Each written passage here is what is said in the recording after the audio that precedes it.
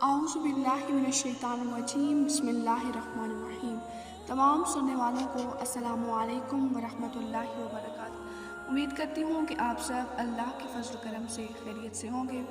دیکھیے عزیزان، جب بھی ہم کسی فرشی اعضاء میں جاتے ہیں، کسی دعا کی محفل میں جاتے ہیں، ہم بہت سی دعائیں مانگتے ہیں اور یہ حق بھی ہے۔ ہم اہل بیت کے در سے نہ مانگیں تو پھر کس در سے مانگیں؟ لیکن عزیزان، آج کی اس ویڈیو میں کہوں گی کہ جب بھی کوئی دعا مانگے، سب سے پہلی دعا یہ مانگے کہ خدایا مجھے حسین ابن علی کی نوکری عطا فرما، کوئی ایسی توفیق عطا فرما کہ میں حسین ابن علی کے لیے کچھ کر سکوں۔ عزیزان، اپنی دعاؤں کی قبولیت کے لیے توسل کیا کریں۔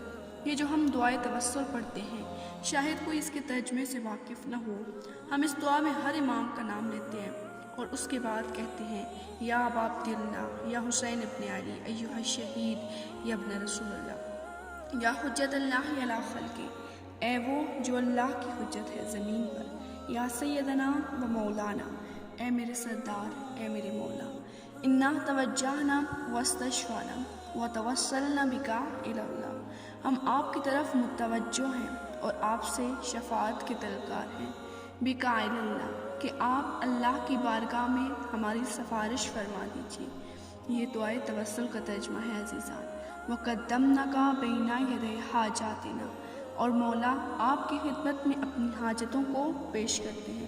اور پھر جو سب مل کر کہتے ہیں کہ یا وجیہن عند اللہ اشفع لنا عند اللہ، تو ہم مولا سے کہہ رہے ہوتے ہیں کہ یا وجیہن عند اللہ، اے وہ مولا جو خدا کی بارگاہ میں عزت رکھتے ہیں، اشفع لنا عند اللہ، مولا آپ خدا کی بارگاہ میں آبرومند ہیں۔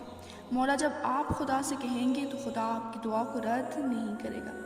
عزیزان، یہاں پر ایک یونس نقاش کا واقعہ سناتی چلوں کہ یونس نقاش 10ویں امام کے پاس آیا۔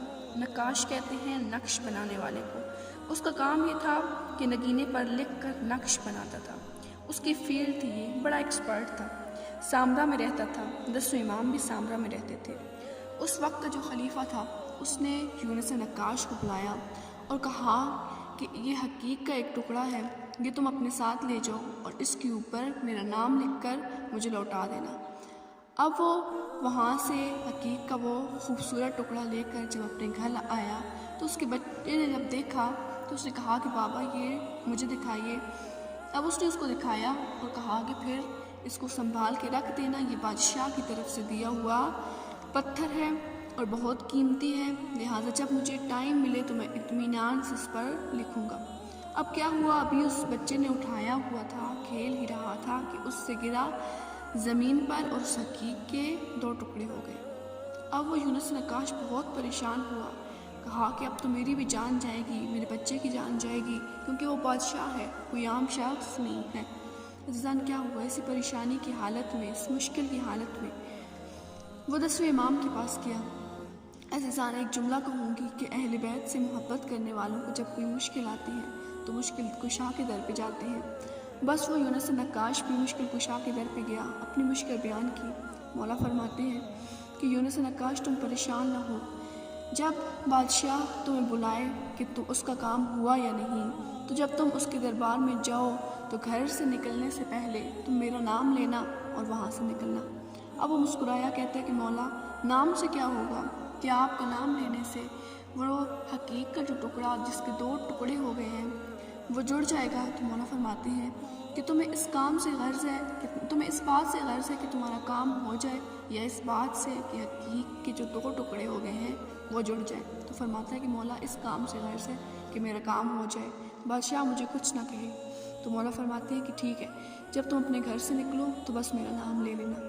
عزیزان، جب بادشاہ نے اس کو بلایا، وہ اپنے گھر سے نکلنے لگا تو اس نے مولا کا نام لیا، بالکل اسی طرح کہ یا وجیہن عند اللہ اشفع لنا عند اللہ۔ اب وہ جب گیا بادشاہ کے دربار میں، بادشاہ نے پوچھا کہ بتاؤ یونس نقاش، کیا میرا کام ہوا؟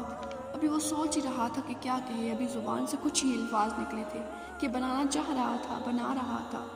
بادشاہ نے کہا کہ اگر بنانا چاہ رہے تھے اور ابھی نہیں بنایا تو اس کو وہیں پر روک دو، اس کے اوپر کچھ بھی نہ لکھنا۔ اب وہ حیران ہوا، کہا کہ کیوں اس پر کچھ نہ لکھوں؟ تو بادشاہ نے کہا کہ سب سے پہلے اس حقیق کے 2 ٹکڑے کر دو۔